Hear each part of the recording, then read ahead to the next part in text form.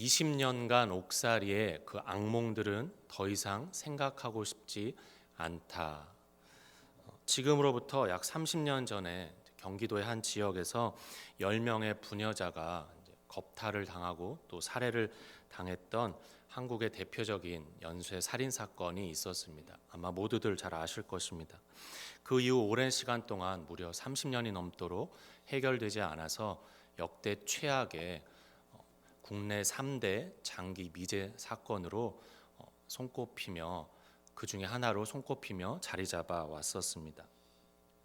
그러나 최근에 놀랍게도 그 진범이 이제 밝혀져서 당연히 우리들도 그렇고 또 한국 국민의 이목이 집중되었었는데, 그런데 그 진범과 함께 또 우리의 눈길을 주목하게 만들었던 한 남성분이 계셨습니다. 바로 윤모 씨라는 분이셨습니다. 그분은 이제 10차에 걸친 살해 사건 중에서 8차 사건의 범인으로 지목이 되면서 20년간 수감 생활을 하시고 10년 전쯤에 출소하신 분이셨습니다. 이제 그분이 하신 말씀이었습니다. 20년간 옥살이의 그 악몽들은 더 이상 생각하고 싶지 않다. 그리고 지난 11월 13일, 즉 사건 발생으로부터 약 30년이 지난 후에야 법원에 다시 재심을 청구하면서 그때도 첫 소감으로 나는 무죄입니다라고 밝히셨습니다. 한번 생각해 보게 됩니다. 그 모든 일련의 과정들을 거치면서 그 오랜 시간 동안 과연 그분의 심정이 어떠했을까? 그분의 그 마음과 생각과 감정이 어떠했을까라는 것입니다. 1989년도에 그렇게 불법 체포를 당하고 고문을 당하고 폭행과 폭언을 듣고 너 하나쯤 죽어나가도 여기서 아무도 상관도 없다, 누구 하나 눈 깜짝하지 않는다라는 그런 폭언도 듣고 소아마비로 한쪽 다리가 절름발이이신데 쪼그려 앉아뛰기 시키시고 앉았다 일어나라고 하고 폭행하면서 또 몇 날 며칠을 잠을 재우지 않아 결국 허위 자백을 할 수밖에 없고, 그래서 그때 당시에 경찰, 검찰, 변호사, 판사 모두 다 외면해서 결국 유죄 선고를 받고 무기징역이 선고되어서 20년간의 수감 생활을 하고, 그리고 30년이 지난 지금에야 다시 재심 청구하면서 또 한 번 나는 무죄입니다라고 밝히시는 그분의 그 심정이 어떠할까라는 것입니다. 그 윤모 씨뿐만 아니라 이 외에도 우리 인생들에는 참 다양하고 기구한 여러 사건과 사연들이 있습니다. 예를 들면 이제 어떤 한 자녀가 부모를 일찍 여인 경우도 참 큰일인데 가끔 또 그런 말들도 들어보았습니다. 부모님 중에 한 분이 그냥 자연사 하신 것이 아니라 안타깝게도 스스로 목숨을 끊으신 그런 광경을 목도해야 했던 분들, 또 어떤 부모님의 입장이라면 자식이, 눈에 넣어도 안 아플 자식이 갑작스러운 교통사고로 일찍 떠나 보내야 했던 분들, 또 일전에 들은 이야기인데 한국의 한 지방의 한 개척교회 작은 목사님께서 그 지속되는 경제적인 어려움을 끝내 못 이기셔서 몸에 분신 자살까지도 하셨던 그런 경우들 등등, 이런 참 안타까운 분들의 심정은 과연 어떠했으며 또 어떨까라는 것입니다. 아마도 그 어떤 인간의 언어, 인간의 말로는 다 알 수 없는, 다 표현할 수 없는 비참하고 비통한 심정이었을 것입니다. 오늘 우리가 읽은 시편 5편의 다윗의 심정도 그와 비슷한 심정이었음을 우리가 알게 됩니다. 1절 말씀을 보시면 여호와여 나의 말에 귀를 기울이사 나의 심정을 헤아려 주소서. 다윗도 참 비참한 심정에 빠져 있음을 우리가 1절 말씀을 읽고 나면 이제 눈치챌 수가 있는데, 물론 다윗 그의 인생에 이랬던 적이 한두 번이 아니었습니다만 이제 보통은 이 시편 5편의 시기를 이제 그 말년에 아들 압살롬이 반역을 하던 그때 당시로 보고 있습니다. 다윗이 한창 왕으로 승승장구할 때, 그때 밧세바와 간음하고 또 우리아를 살인하고 그 뒤에 이제 버리자 징계의 하나로 또 이렇게 자기 몸에서 난 아들 압살롬이 반역을 꾀하고 아비된 자신을 죽이려 하고 이스라엘 단순히 한 나라일 뿐만 아니라 또 하나님의 나라를 전복시키고 하나님을 대적하는 그런 상황 속에서 다윗의 심정 또한 역시 인간이 헤아릴 수 없고 말할 수 없는 심정이었을 것입니다. 그러나 인간은 못 헤아려도 우리 인간의 패부와 심장까지 모두 다 속속들이 살피시는 하나님은 마음속의 말들, 우리의 심정을 다 헤아리시기에 바로 그 하나님께 이렇게 간절하고 애절하게 또 절실하게 나의 말에 귀를 기울이시고 나의 심정을 헤아려 주소서 하고 호소하고 부르짖고 있는 것입니다. 여기서 이 심정이란 단어가 탄식, 한숨이란 뜻도 있고 또 나의 심정을 헤아려 주소서라는 어구가 예전의 개역 한글에서는 나의 심사를 통촉하여 주소서라고 나오고 있습니다. 우리가 사극에서 많이 보듯이 통촉하여 주시옵소서. 통촉이라 함은 제 사정과 형편을 사람들은 모를지라도 깊이 헤아려 살펴주시옵소서라는 뜻을 가지고 있습니다. 다시 말해서 다윗은 지금 이런 참담한 사정과 심정, 이 어찌할 수 없는 죽을 지경의 상황과 형편, 그 속에서 내뱉는 탄식과 한숨을 하나님은 제발 통촉하여 주시옵소서. 하나님만큼은 부디 깊이 살펴 헤아려 주시옵소서 하고 있는 것입니다. 우리들도 산호라면 이런 때들이 있곤 합니다. 우리의 마음과 심정, 또 나의 사정과 형편, 좀 더 정확하게 표현하면 그냥 마음과 심정이 아니라, 그냥 사정과 형편이 아니라 속마음과 속사정, 깊은 고통의 심정과 구체적인 어려운 형편들이 있기도 한데, 그러나 아무도 몰라주고 또 누구도 알 수 없을 때가 있습니다. 심지어 누가 안다 해도 외면하고 그냥 등 돌리고 가버리는 경우도 있습니다. 그렇다고 누구 하나 붙잡고 말할 사람도 없고 또 아무한테나 말할 수도 없고 설령 말한다 해도 알아들을 사람도 없어서 말해봤자 전혀 소용이 없을 때도 있고 아무리 말을 한다 한들 사실 뾰족한 수나 답이 없을 때도 있습니다. 그럴 때 우리 안에서 어느새 깊이 차올라 터쳐 나오는 탄식이 있고 또 새어 나오는 한숨이 있기도 합니다. 그래서 자다가도 벌떡 가슴을 칠 때가 있고 꿈결에도 비몽사몽간에 부르짖을 때가 있고 한숨만 푹푹 내쉴 때도 있습니다. 그러나 참 다행인 건 그런 때 우리가 찾을 사람은 이 땅 위에 어디에도 아무도 없을지라도 이렇게 다윗처럼 우리가 하나님을 찾아 하나님께 기도할 수 있다는 것입니다.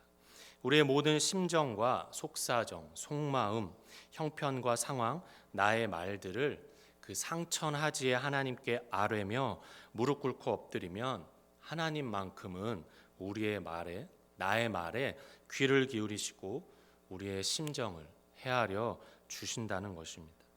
심지어 우리의 머리털까지도 다 세시는 하나님이 우리 입술에서 나오는 탄식 하나하나까지도 그 한숨까지도 놓치지 않으시고 다 세시며 헤아려 주신다는 것입니다.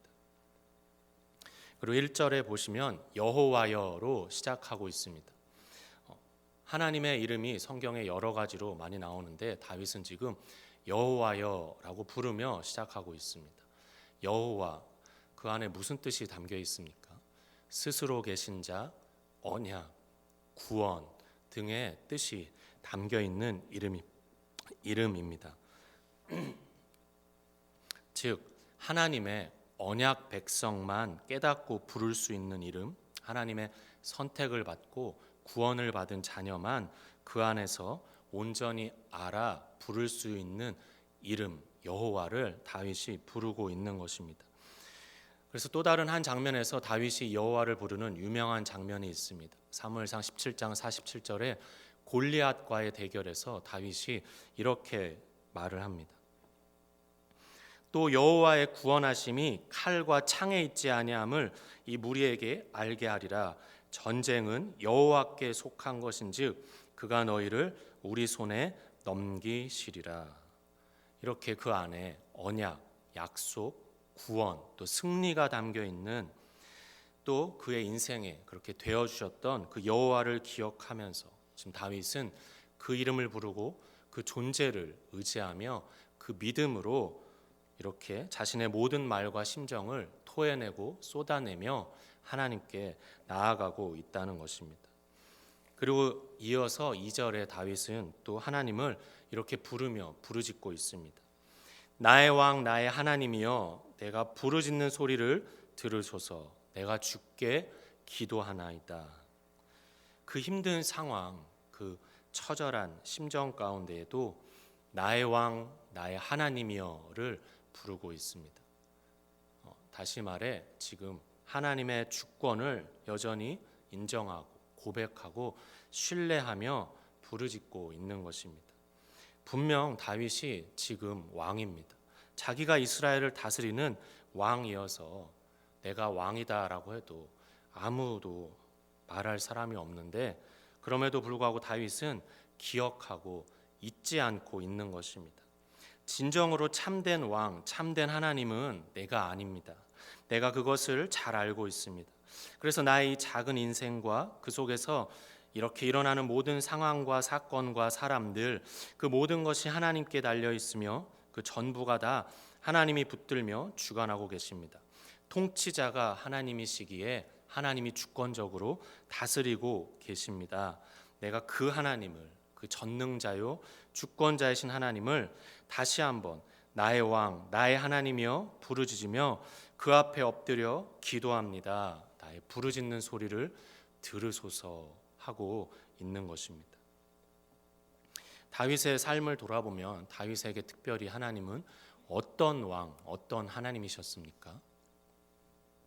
15세 무렵에 그가 어린 시절에 사무엘 선지자를 통해서 왕으로 기름 부음 받을 때도 그는 이스라엘 온 나라, 온 백성이 모르던 인물이었습니다. 무명 중에 무명이었고 심지어 가족이었던 형들 7명조차도 거들떠보지 않고, 더 나아가 아버지 이세조차도 사무엘이 아들들을 다 불러주십시오 했는데 다윗만 빼놓고 부를 정도로 그렇게 등한시 여겨졌던, 한마디로 거들떠보지도 않았던 그런 막내 다윗, 작은 자 다윗을 왕으로 기름 부어 주셨었습니다.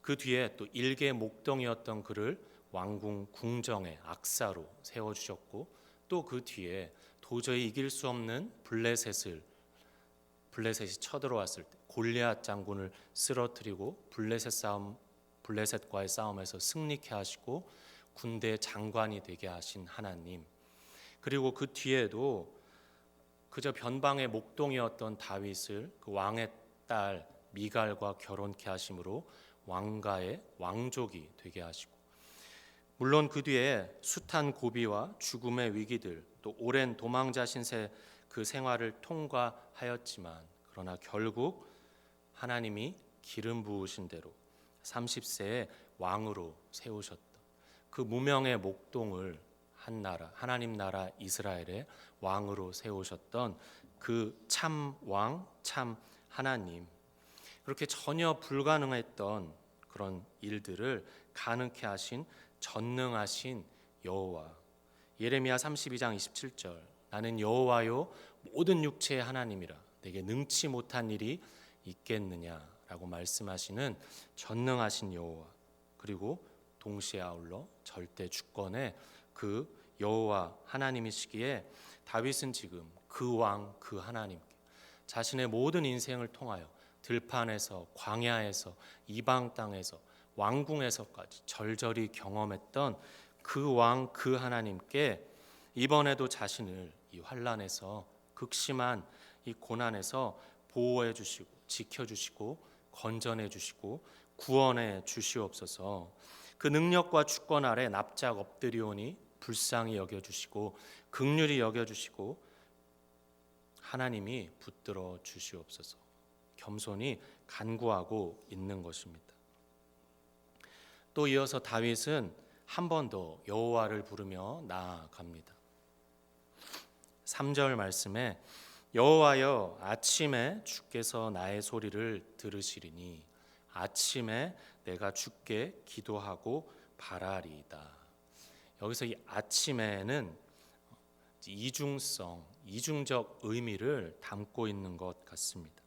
가장 먼저는 물론 지금 고통과 고난 가운데 있기에 온 밤을 지새워야 할 정도의 그 아침까지 이어지는 그 한없는 고통을 통과한 뒤에 아침을 뜻할 것이고, 또 두 번째로는 동시에 우리가 아침 여명이다라고 하듯이 희미하지만 밝아오는 그 고통 가운데서도 아침을 다시 맞이하는 가운데 소망과 희망의 빛, 새로운 기대에 찬 미래가 또 담겨 있는 다윗의 고백일 것입니다. 그래서 실제로 다윗의 또 다른 시편 30편 5절에서는 다윗이 또 아침이란 단어를 이렇게 노래하기도 합니다. 하반절에 저녁에는 울음이 깃들일지라도 아침에는 기쁨이 오리로다. 이렇게 다윗은 말 못할 고통과 심정으로 아침까지 온 밤을 지새우며 기도해야 했지만, 그러나 다시 오히려 그 아침의 기도가 이제는 새 소망과 새 기대, 새 기쁨의 방향으로 자리로 그를 인도하고 있다는 것입니다. 그래서 저 3절 끝에 바라리다라는 말씀처럼 그 안에 지금 다윗의 바램과 기대가 들어 있습니다. 영어 성경에도 이제 pray 하고 나서 wait in expectation이라고 나옵니다. 그러니까 우리가 기도하고 나면 우리에게 임하는 기도 뒤에 은혜의 순서가 나옵니다. pray, expectation, wait. 기도하고 기대하며 기다리는 그런 중요한 순서가 저 다윗의 고백 속에 잘 나타나 있다는 것입니다. 또 하나 흥미로운 건 저기 내가 주께 기도하고 해서 기도하고란 단어가 시편 23편 5절에서 나옵니다. 주께서 내 원수의 목전에서 내게 상을 차려주시고, 거기서 상을 차려주시고가 저 기도하고와 똑같은 아라크라는 단어입니다. 상을 차려주신다, 즉 잔치상, 그러니까 진수성찬, 우리 한국말 표현에 상다리가 부러지도록 차려주시는 진수성찬, 또 그 안에 이제 군대를 배열하다라는 뜻이 있습니다.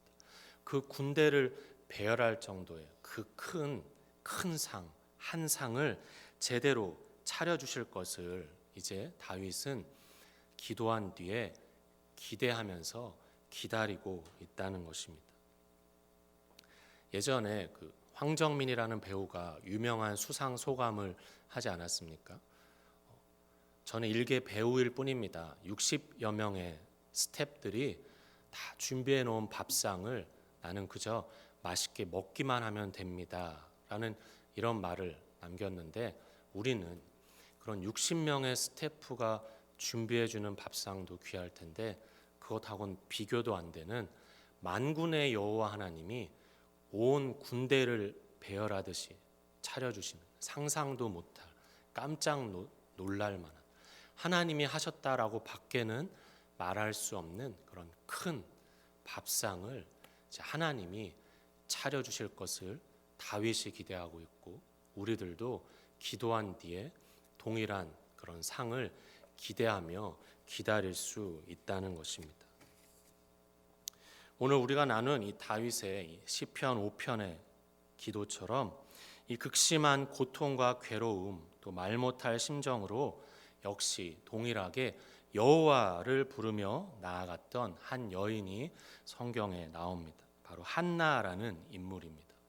사무엘상 1장 10절 11절 말씀에 한나가 마음이 괴로워서 여호와께 기도하고 통곡하며 서원하여 이르되 만군의 여호와여, 만일 주의 여종의 고통을 돌보시고 나를 기억하사 주의 여종을 잊지 아니하시고 주의 여종에게 아들을 주시면 내가 그의 평생에 그를 여호와께 드리고 삭도를 그의 머리에 대지 아니하겠나이다. 이렇게 한나가 마음이 괴로워서 여호와 하나님께 간절히 기도했는데 오래 그렇게 기도하는 것을 본 옆에서 본 제사장 엘리는 그 입을 주목하여 보다가 이 여자가 취했구나라고 잘못 이해하고 엉뚱한 소리를 합니다. 너가 언제까지 그렇게 취해 있겠느냐? 포도주를 끊어라. 엉뚱한 말을 하는데 한나가 대답합니다. 한나가 대답하여 이르되 내 주여 그렇지 아니하니이다. 나는 마음이 슬픈 여자라 포도주나 독주를 마신 것이 아니요 여호와 앞에 내 심정을 통한 것뿐이오니 내 심정을 쏟아부은 것뿐이오니 당신의 여종을 악한 여자로 여기지 마옵소서. 내가 지금까지 말한 것은 나의 원통함과 격분됨이 많기 때문이니이다 하는지라. 한나라는 여인이 어떤 여인이었습니까? 엘가나라는 남편의 부인 둘이 있었고 한나와 분인나라는 이런 아내 둘이 있었습니다. 근데 이 한나는 오랫동안 무자, 자식이 없었습니다. 그 서러움 가운데 있었는데 그에 더하여 또 다른 아내 분인나는 자식이 있어서 그것을 가지고 한나를 격동시키고 격분시켰습니다. 즉 분인나는 한나를 괴롭히고 또 학대하고 조롱했던 것입니다. 한나는 그 서러움과 원통함 또 분함과 괴로움 가운데에서 그 탄식과 한숨, 그 자신의 말과 심정을 여호와 하나님께 토해냈던 것입니다. 저렇게 토해내고 나서 어떤 일이 일어났습니까? 한나의 기도 후에 불가능했던 새 생명, 기적의 생명, 이스라엘 온 나라 온 백성을 살리는 구원의 생명, 바로 사무엘이 탄생했습니다. 그리고 그 한나 역시 다윗처럼 이 하나님의 전능하심과 절대 주권을 노래하는 하나님의 딸이자 또 고백하는 백성이었습니다. 사무엘상 2장 6절부터 8절까지 말씀을 읽어드리겠습니다. 여호와는 죽이기도 하시고 살리기도 하시며 스월에 내리게도 하시고 거기에서 올리기도 하시는도다. 여호와는 가난하게도 하시고 부하게도 하시며 낮추기도 하시고 높이기도 하시는도다. 가난한 자를 진토에서 일으키시며 빈궁한 자를 거름더미에서 올리사 귀족들과 함께 앉게 하시며 영광의 자리를 차지하게 하시는도다. 땅의 기둥들은 여호와의 것이라 여호와께서 세계를 그것들 위에 세우셨도다. 인간의 모든 생사화보, 또 높고 낮음, 자리와 지위, 그리고 그것들 위에 온 세상, 온 세계, 온 우주를 세우시고 경영하시고 또 경륜해 가시는 하나님의 그 주권과 전능을 한나 역시 다윗처럼 고백할 줄 알고 또 신뢰하며 노래하던 여인이었다라는 것입니다. 그리고 이 한나와 다윗을 보면서 우리가 하나 더 기억하고 마치고 싶은 것은 분명히 한나가 이 고통 가운데 여호와여, 만군의 여호와여 이렇게 하나님을 불렀습니다. 또 다윗도 분명히 고난 가운데서 여호와여, 여호와여 부르짖었습니다.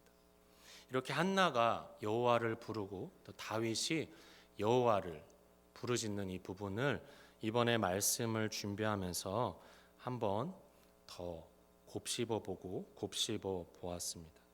근데 하나 깨달은 것은 분명히 한나와 다윗이 그렇게 여호와를 부르고 부르짖었지만 그러나 더 중요한 걸 우리가 보게 된다는 것입니다. 사실 그 뒤에는, 그 이면에는 먼저 하나님이 이들을 부르고 계셨다는 것입니다. 그 극심한 고난, 그 고통스러운 심정을 통하여 하나님이 한나를, 다윗을 부르신 것을 우리가 깨닫게 된다는 것입니다. 우리들에게도 고통과 고난의 그런 심정을 통하여 하나님이 사실은 먼저 우리를 부르고 계심을 보게 된다는 것입니다.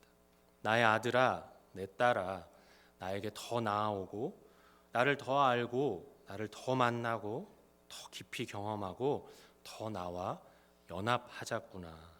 나와 더 함께 가자. 더욱 가까이 있고 나와 더 친밀하게 있자꾸나라는, 그렇게 먼저 하나님이 우리를 부르시는 소리, 또 손길을 우리가 깨닫게 된다는 것입니다. 그래서 C.S. 루이스도 그런 말을 하지 않았습니까? 고통은 하나님의 메가폰이다. 고통은 우리를 향하신 하나님의 확성기이다라는 것입니다. 하나님이 그 고통을 통하여 우리를 더욱 일깨우시며 우리를 더욱 부르시는 소리다라는 것입니다. 이렇게 우리의 인생들 가운데 이런 다윗 같은, 한나 같은, 또 성경의 숱한 인물들이 겪었고 우리 신앙의 선배들, 선조들이 겪었던 죽음의 고난, 또 지옥의 고통들이 때론 있을 것입니다. 그 속에서 한없이 괴로운 심정, 그 누구도 들어줄 이가 없는 외로운 말들이 분명 있을 것입니다. 그래서 끊임없이 나오는 탄식과 깊은 한숨을 내쉬기도 할 것입니다. 그때 이렇게 스스로 계신 자, 언약, 구원, 승리의 이름을 믿고 신뢰하면서 우리가 여호와를 부르며 나아가야 할 것입니다. 어떤 나에게 있는 나쁜 상황, 악조건, 불가능한 형편, 처지, 사정, 배경이 있을지라도 이 모든 것을 초월하실 수 있는 모든 전능과 절대 주권의 나의 왕, 나의 하나님이여를 부르며 또 나아가야 할 것입니다. 고통과 고난을 통해 사실은 하나님이 그 은혜로 우리를 너무 사랑하셔서 먼저 우리를 부르시고 나를 부르시는 그 부르심에 응답하는 차원에서 우린 또 여호와여를 부르는 가운데 이제는 새 소망, 새 기대, 새 기쁨, 또 큰 상을 기다림으로 나아가면 좋겠습니다. 부디 우리에게 있는 그 어떤 고통의 기도가 기쁨의 춤이 되고 노래가 되고 찬송이 되고 간증이 되고 하나님께 영광이 되시기를 바랍니다. 우리에게 능히 놀라운 새로운 아침을 오게 하실 광명한 새벽별 되시는 예수 그리스도의 이름으로 축복하며 바랍니다.